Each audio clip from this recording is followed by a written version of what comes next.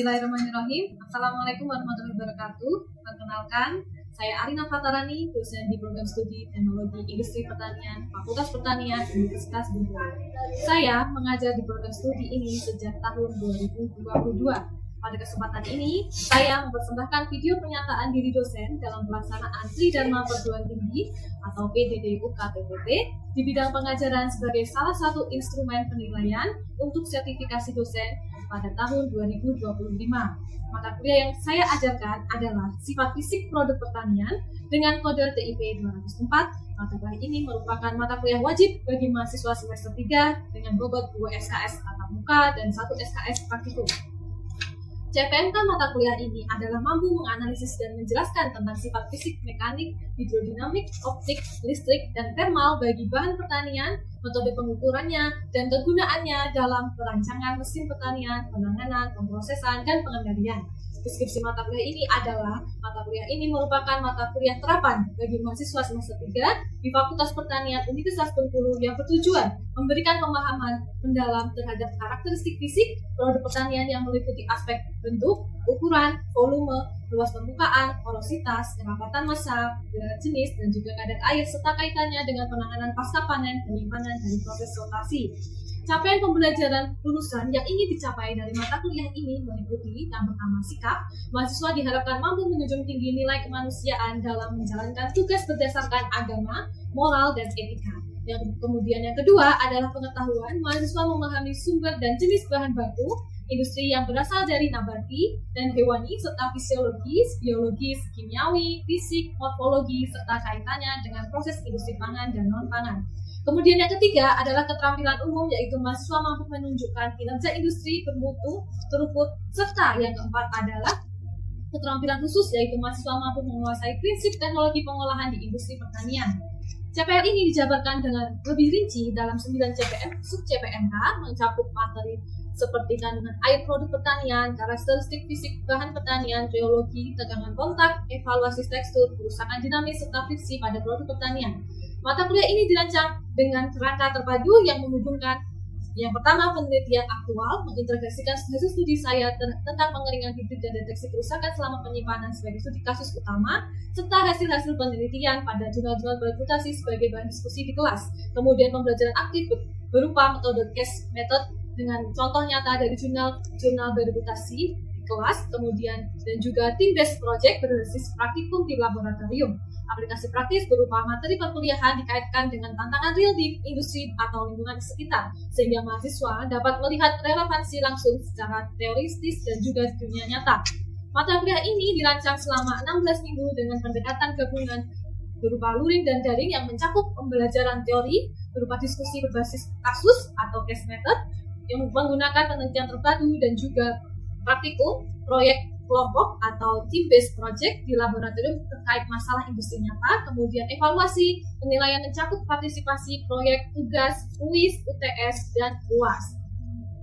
Mata kuliah ini mencakup beberapa materi pada pertemuan pertama, yaitu tentang kontrak perkuliahan sebagai panduan belajar selanjutnya dan mempelajari organisasi tubuh tanaman, struktur dinding sel, dan kandungan sel. Kemudian pertemuan kedua yaitu fokus terhadap kandungan air pada produk pertanian, mengkaji bagaimana suhu mempengaruhi aktivitas air dan juga bagaimana cara mengendalikan kadar air tersebut.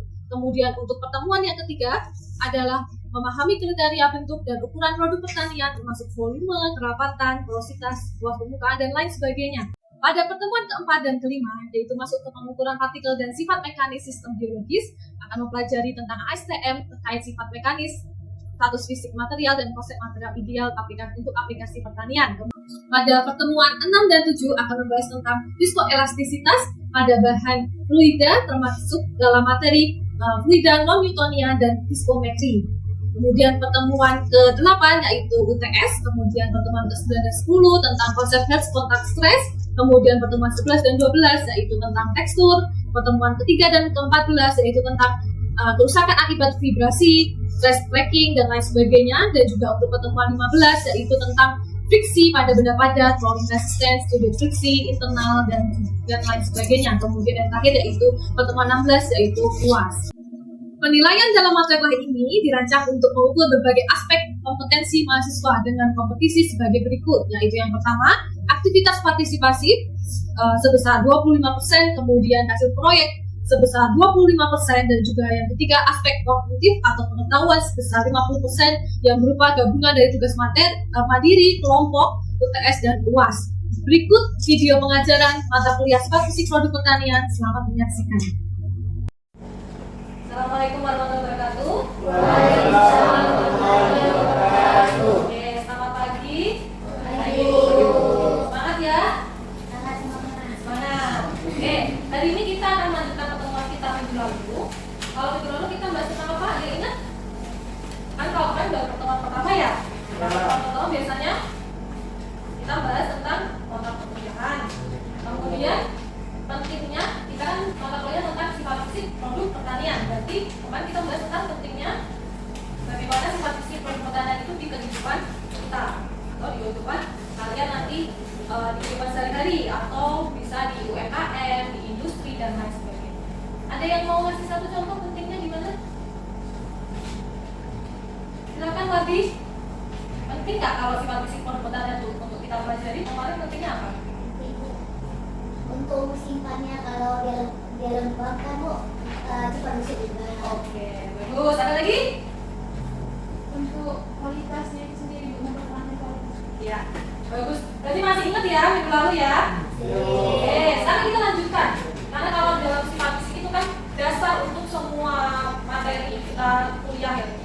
Karena tidak akan lepas dari namanya sifat fisik. Gitu. Untuk kali ini kita membahas tentang kandungan air dan pengendalian produk pertanian. Karena kandungan air ini sangat krusial sekali.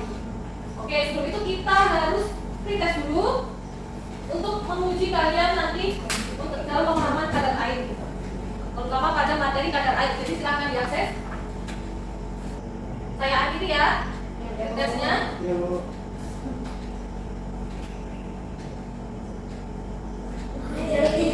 Selamat ya. Untuk 3 orang ini berarti kalian sangat memahami, yang lainnya juga memahami, tapi mungkin ke arah cepat. Oke, sekarang tujuan pembelajaran. Jadi tujuan pembelajaran kadar air ini apa? Yang pertama, itu memahami konsep dasar. Jadi dalam kadar air itu ada yang kita harus memahami tentang materi kadar airnya, dan juga dalam suatu produk itu ada yang namanya aktivitas air atau water activity gitu ya. Kalau kadar air itu ada 2 jenis, ada yang BB atau basis basah atau basis kering gitu ya. Kemudian aktivitas air juga kita harus pelajari. Nah kemudian kita mempelajari faktor pengaruhnya itu apa. Jadi dalam suatu proses pertanian, kadar air dan aktivitas air itu ada beberapa faktor yang mempengaruhi. Nanti kita pelajari juga. Kemudian penerapan strateginya, bagaimana cara menghitungnya, bagaimana mengendalikannya, modusnya bagaimana, nanti akan kita pelajari. Kemudian dari situ semua nanti kita akan memecahkan suatu masalah-masalah. Jadi dari kadar air itu bagaimana caranya kita untuk mengendalikan, untuk bisa menyimpan dengan baik supaya kadar airnya terkontrol, atau juga bisa mengeringkan produk, dan itu juga sangat krusial dengan kadar air ya. Oke, ini untuk pendahuluan. Yang pertama, pentingnya pengendalian kadar air pada produk pertanian. Sebenarnya seberapa penting sih untuk kita harus kendaliin kadar air? Yang pertama, itu tentang umur simpan. Jadi umur simpan itu sangat bergantung dengan adanya kadar air. Sekarang coba dilihat contoh ya. Kalau kalian makan, kalian punya produk keripik pisang sama buah pisang, lebih awet mana? Karena kadar airnya rendah. Beda sama buah pisang. Kalau buah pisang itu kan kadar airnya tinggi, otomatis umur simpannya lebih rendah. Tapi itu semua bisa kita bisa melakukan rekayasa lingkungan supaya kita bisa menciptakan suatu penyimpanan yang baik untuk si produk segar. Tapi untuk produk keringnya kita juga bisa melakukan suatu rekayasa lingkungan. Bagaimana caranya supaya produk kering itu bisa awet? Kalau misalkan produk kering itu ada air yang sedikit atau bagaimana, nanti kan akan berpengaruh ke yang lainnya. Pengaruhnya kemana? Ke mikrobanya. Jadi air itu tempat yang paling banyak aktivitas mikroba, dan juga itu bisa menimbulkan aktivitas enzim juga yang nantinya akan mempengaruhi kualitas fisik dan juga sensori atau rasa. Kalau misalkan kalian makan keripik yang agak basah gitu ya, agak lembek, itu kan pasti nggak enak kan? Nah itu akan sangat mempengaruhi gitu. Atau kalian memakan buah yang kering gitu, maksudnya kan buah itu segar segar, yang fresh gitu. Kalau misalkan buahnya kering, isut itu pasti nggak enak juga kan. Nah itu memang semua pengendalian pertanian, proses pertanian itu ada syarat-syarat kadar airnya, syarat-syarat lingkungan tertentu. Nah, untuk yang pertama, untuk kopi, misalkan saya kasih contoh kopi. Kopi itu proses paling krusial apa? Pengeringan. Kadar air paling yang paling ditujukan, maksudnya kayak kopi itu kadar air utamanya harusnya berapa? 12%. Karena itu sudah menurut dengan SNI yang sudah ada ini ya. Karena kalau kopi itu di atas 12%, otomatis akan cepat busuk. Karena ada apa? Mikrobanya. Karena itu jadi tempat tumbuh mikroba dengan cepat. Karena airnya itu banyak, istilahnya kayak gitulah. Nah, untuk produk segar sendiri itu beda lagi, gitu ya. Produk segar itu ada yang dia bisa disimpan di tempat yang suhu ruang, ada juga yang harus disimpan di kulkas. Kalau misalkan pisang, ada yang pernah tahu nggak? Pisang itu harusnya disimpan di kulkas atau enggak? Suhu ruang. Ada yang tahu kenapa? Buah kering bisa juga, yang lainnya ada juga bisa, tapi nggak apa-apa. Karena pisang itu ada istilah yang namanya chilling injury. Jadi dia itu bisa rusak kalau ditaruh di suhu yang di bawah 12, kalau nggak salah ya 12 derajat Celcius. Nah itu pisang itu rusak, makanya kenapa pisang itu ditaruh di suhu ruang. Tapi ada juga produk yang memang harus disimpan di suhu yang lebih dingin lagi. Itu perkara, itu masalah untuk penyimpanan ya. Itu macam-macam kita bisa pelajari juga. Nah ini untuk konsep dasarnya. Jadi kadar air itu ada dua jenis, ada basis basah sama ada basis kering. Ada yang tahu bedanya?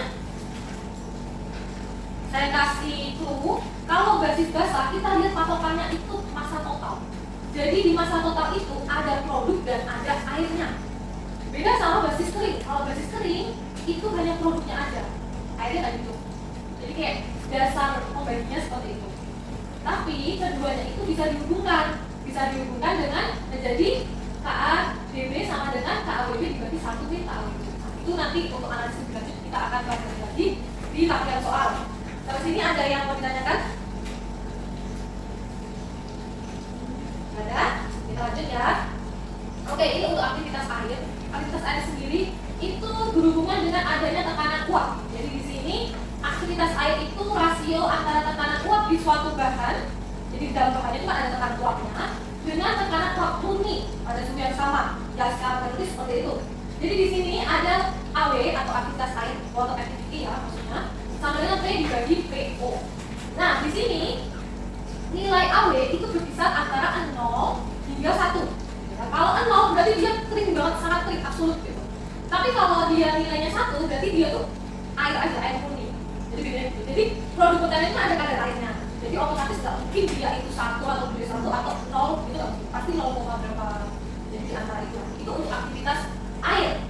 Nah di sini fungsinya adalah untuk mengukur ketersediaan air bebas untuk reaksi kimia, enzimatis dan pertumbuhan mikroba. Jadi itu banyak gunanya juga. Ya. Selanjutnya faktor pengaruh kadar air. Nah ini untuk proses, kita contohkan proses pengeringan dulu.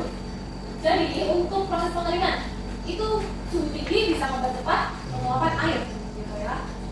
Ada juga kelembaban relatif atau RH.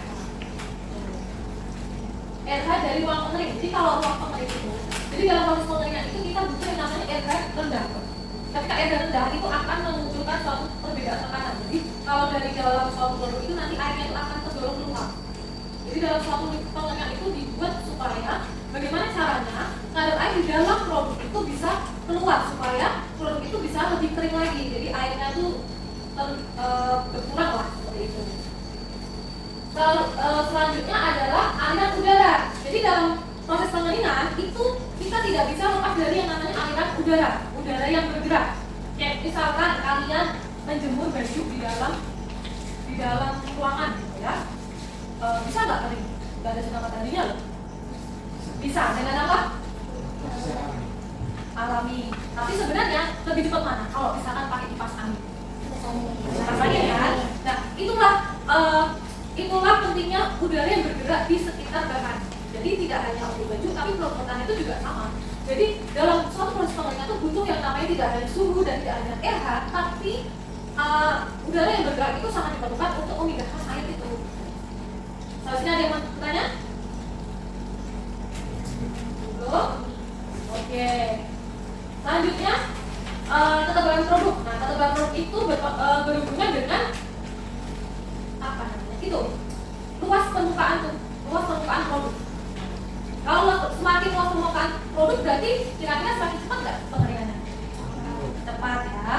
Kalau misalkan dia semakin tebal, otomatis kan produknya itu semakin dekat-dekat yang lain. Jadi permukaan yang terkena udara, terkena suhu dan lain sebagainya itu semakin sedikit. Berarti otomatis dia semakin lama, gitu ya. Nah seperti itu. Jadi kayak logikanya seperti itu. Pokoknya kalau mau mengeringkan, luas permukaannya itu diluaskan, bisa dipotong-potong, lebih kecil-kecil, atau diiris-iris lebih tipis dan lain sebagainya. Karena kalau misalkan kita mengeringkan sesuatu yang tebal, itu kan lama sekali mengeringkan seperti itu. Atau ada pengeringan juga, jadi ada pengeringan secara konvensional itu di sinar matahari langsung, ada juga di secara mekanis itu macam-macam, ada yang menggunakan alat dan lain sebagainya. Kalau kita di sini yang banyak dikembangkan itu lebih ke pengering hybrid, karena hybrid sendiri itu menggunakan dua energi. Apa tuh? Energi apa biasanya? Matahari dan biomasa.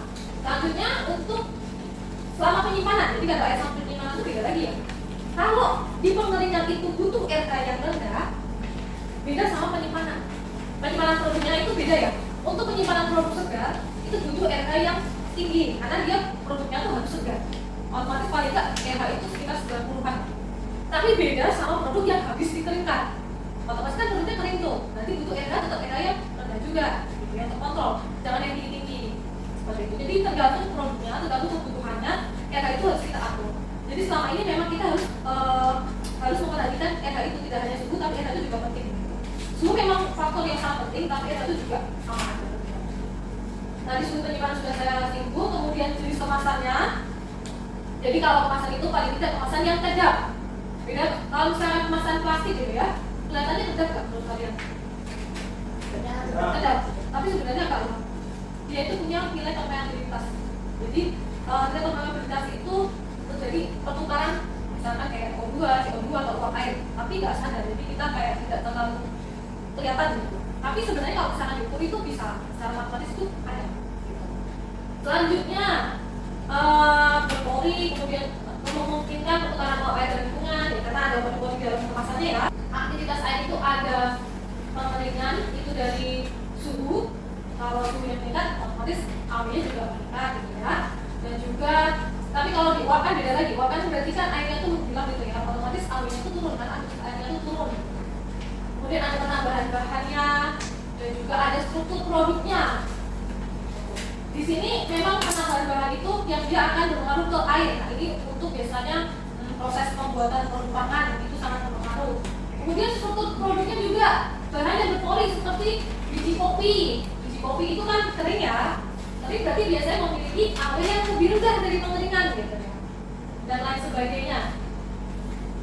Selanjutnya selama penyimpanan juga sebenarnya nggak jauh beda dari kadar air. Cuman ini mungkin ada beberapa teori sedikit yang bisa kalian pelajari nanti, seperti RH-nya juga. Jadi RH lingkungan itu, kelembaban lingkungan, kalau lebih besar dari AW produknya, itu airnya itu akan diserap, AW-nya otomatis naik. Makanya RH lingkungan itu sangat penting. Kalau RH-nya lebih rendah, otomatis airnya itu akan keluar. Tapi kalau RH-nya itu lebih lebih tinggi, air itu akan masuk ke dalam produknya.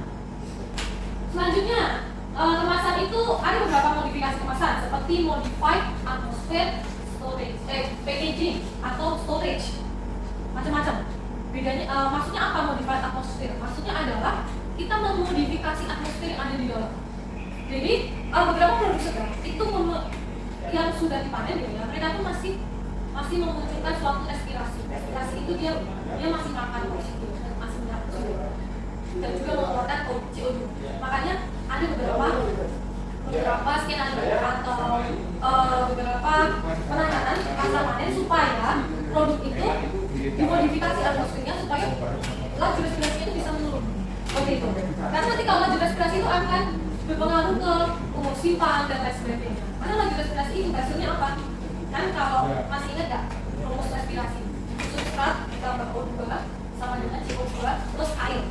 Airnya itulah yang mempengaruhi kualitas dari produknya itu. Jadi sebenarnya itu dari situ asalnya, gitu ya. Kemudian ada interaksi dengan bahan lain, ada misalkan di sini penyimpanan bahan seperti garam dapat menurunkan awet. Pernah tahu nggak kalau garam itu bisa mengontrol kelembaban? Coba nanti cari tahu. Garam itu bisa mengontrol kelembaban. Jadi ada suatu penelitian yang dia itu garam, ada rekayasa lingkungan untuk mengontrol garam. Jadi ada garam yang pH-nya itu rendah, ada juga garam itu yang pH-nya tinggi. Nah itu yang nanti bisa digunakan untuk penelitian itu, bisa untuk penyimpanan dengan modifikasi garam. Ada juga misalkan untuk pengeringan. Jadi untuk pengeringan itu biar supaya cepat, pH-nya itu direkayasa. So rekayasa adalah dikontrol, diatur supaya misalkan lebih rendah. Berarti menggunakan garam apa? Itu bisa. Cuma kalau kayak gitu, kadang-kadang ada kasus kalau secara pakai garam itu, jadi dia keluarnya lebih cepat kering. Nah itu jadi perlu observasi lebih lanjut lah ya. Seperti itu. Ada yang mau ditanyakan? Tidak ada? Awi tadi apa Awi? Aktivitas. Kadar air ada berapa tadi? Tulisnya? Masih ingat ya? Oke, ini untuk pengendaliannya. Jadi untuk proses pengeringan dan penyimpanan itu ada dua, ada 4 macam. Di sini pengeringan itu ada mekanis, ada hybrid, ada konvensional. Kalau konvensional kalian sudah tahu lah ya. Tapi kalau misalkan untuk yang mekanis itu macam-macam, ada oven, ada kabinet dan lain sebagainya. Ini untuk pengering hybrid, ini yang dikembangkan di jurusan kita lah ya. Selanjutnya untuk penyimpanan. Nah, penyimpanan ini macam-macam, ada penyimpanan pembuangan seperti ini. Pembuangan itu dia bisa saja mengontrol suhu satu bulan ini bisa. Ada juga cold storage tapi gede banget, ada macam-macam. Nah, di sini ada macam-macam, ada yang dia butuh suhu 0, ada juga butuh suhunya cukup 20 derajat. Nah, itu beda-beda tergantung dari produknya. Ada juga di sini tadi pengemasannya. Bagaimana kemasan itu bisa mempengaruhi si produk segar itu. Itu bisa dibahas lebih lanjut awal di video itu banyak sekali. Oke, sekarang kita diskusi. Bisa langsung berkelompok ya. Langsung gitu aja. Di sini ada kopi, pengeringan kopi. Kadar air awalnya kita gunakan 60 sampai 65, langsung 60 aja lah ya. Nah, kadar airnya itu dikeringkan, kopi itu dikeringkan hingga 12%. Diketahui kalau masa biji basahnya itu 500 gram, waktu setelah dikeringkan itu 200 gram. Kira-kira kadar air basis basahnya berapa, basis keringnya berapa, gitu ya. Kemudian jika kadar airnya 12%, beratnya berapa? Udah, 3 itu. Jadi kadar air basis basah, basis kering, dan juga waktu sudah kering berapa. Saya kasih waktu 2 menit ya, cepat-cepat. Kalau sudah ada yang bisa menjawab, bisa langsung angkat tangan ya. Ya, Oli. Untuk kadar air basis basahnya itu ada 60%, Bu. 60%. Untuk basis keringnya 150%. Basis keringnya, oh iya, karena dia lebih tinggi ya. Oke, kita catat. Kemudian ada yang mau jawab yang pertanyaan nomor 2? Kalau kadar air 12% berarti beratnya berapa? Bu, Ya? dari perhitungan sesuai rumus yang digunakan, isi yang didapat itu sebesar 440 gram. 140 gram. Oke. Oke, kita lihat ya. Untuk jawaban yang pertama, untuk basis basah. Untuk basis basah, kita menggunakan rumus yang ini. M garis basis ya maksudnya. MI dikurangi MD per MI kali 100. Jadi 500 dikurangi 200, jadi yang si berat waktu basah dikurangi berat waktu kering dibagi berat waktu basah. Nah, ini basis basah ya. Itu hasilnya 60%, berarti benar ya. Selanjutnya, basis kering. Itu selisihnya sama, tapi dibaginya itu di produk yang waktu kering. Jadi bedanya itu. Kalau waktu basah itu dibagi waktu produknya waktu masih basah, tapi kalau basis kering itu waktu produknya udah jadi kering. Hasilnya 150% DB. Jadi memang untuk DB ini persennya itu bisa lebih dari 100% karena dia basicnya, patokannya itu basis kering. Selanjutnya, ada yang salah? Benar semua? Berarti pintar-pintar ya. Alhamdulillah. Oke, ini untuk masa akhirnya. Kalau misalkan masa akhirnya 12%, berarti beratnya berapa? Gitu ya. Kita hitung untuk kita taruh 12% taruh di sini. Pakai rumusnya sama. Kemudian M itu masa waktu basah ya. M itu initial waktu basah itu 500. Ini juga 500. Kita cari MB-nya. CMB. Tinggal kita operasikan, ketemulah MB-nya itu sekitar 440 gram. Udah ya? Oke. Ada yang mau ditanyakan? Pas ya? Oke. Ini untuk tugasnya, silakan dikerjakan. Jadi di kelas saya harus ada diskusi secara kelompok dan juga harus ada tugas individu, ya, supaya kalian juga bisa memahami secara individu. Silakan nanti tugasnya ini dikumpulkan ke email saya. Jadi saya kasih waktu 2 minggu, langsung kirim ke email saya saja, gitu ya. Oke, setelah pertemuan ini ada yang bisa menyimpulkan. Tadi kita belajar apa aja? Kadar airnya versus kering. Kemudian selanjutnya kita belajar apa lagi? Aktivitas air. Selanjutnya faktor-faktor yang mempengaruhi apa aja? Oke, itu selama prosesnya. Dan selama prosesnya itu apa aja? Ada suhu,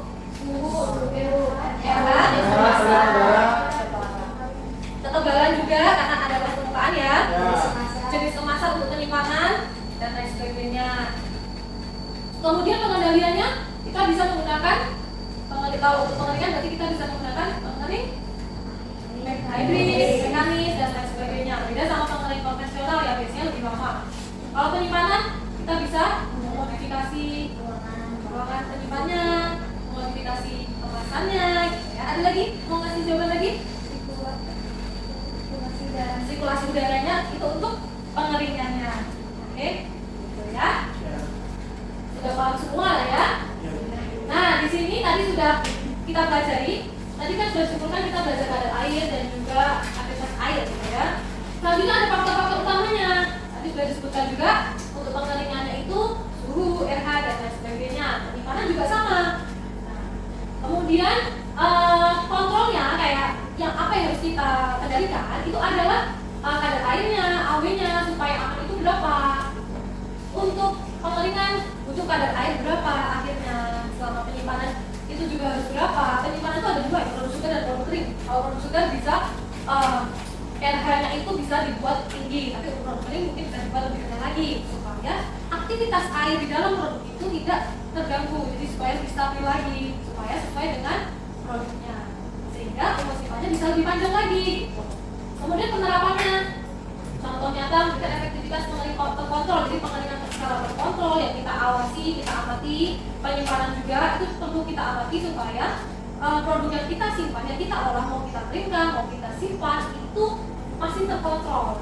Terutama pada kadar air, karena kadar air itu sangat krusial sekali ya.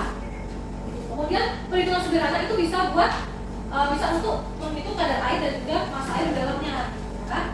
Oke, sampai sini ada yang mau ditanyakan? Sudah jelas ya?